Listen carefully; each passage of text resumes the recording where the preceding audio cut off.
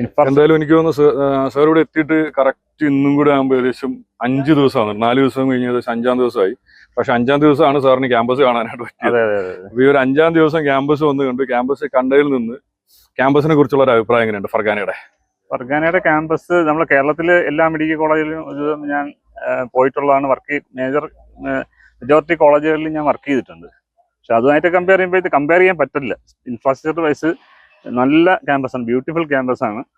പഠിക്കാനുള്ള എല്ലാ അന്തരീക്ഷവും നിലവിലുണ്ട്. കുട്ടികൾ പഠിച്ചാൽ മാത്രം മതി.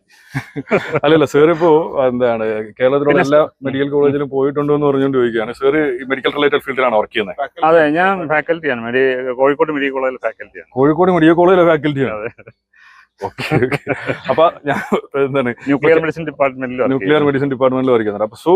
അപ്പൊ നമ്മുടെ അവിടുത്തെ ഒരു ഗവൺമെന്റ് കോളേജിന്റെ ഒരു ക്യാമ്പസ് അല്ലെങ്കിൽ കേരളത്തിലെ ഒരു പ്രൈവറ്റ് കോളേജുകൾ, ചിലപ്പോൾ ഗവൺമെന്റ് കോളേജുകളുടെ ക്യാമ്പസ് നന്നായിട്ട് മെയിൻറ്റെയിൻ ചെയ്യൽ ചിലപ്പോൾ പോസിബിൾ ആയിരിക്കും. അല്ല, ഒരു പ്രൈവറ്റ് കോളേജിന്റെ ഒരു ക്യാമ്പസ് ആയിട്ട് കമ്പയർ ചെയ്യുമ്പോൾ അതിനേക്കാൾ ഒരു ബെറ്റർ ക്യാമ്പസ് ആയിട്ട് ഫീൽ ചെയ്യുന്നുണ്ടോ? തീർച്ചയായും. കാരണം ഇപ്പൊ നമ്പർ ഓഫ് സ്റ്റുഡൻസ് തന്നെ ഒരു ഫാക്കൽറ്റി ടീച്ച് ചെയ്യുന്ന നമ്പർ ഓഫ് സ്റ്റുഡൻസ് വളരെ കുറവാണ്. അതുകൊണ്ട് തന്നെ ഇൻഡിവിജ്വൽ അറ്റൻഷൻ വളരെ കൂടുതലായിരിക്കും സ്റ്റുഡൻസിന് കിട്ടുന്നത്.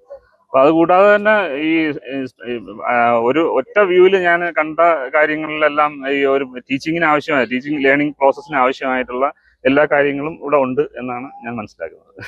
Thank you sir.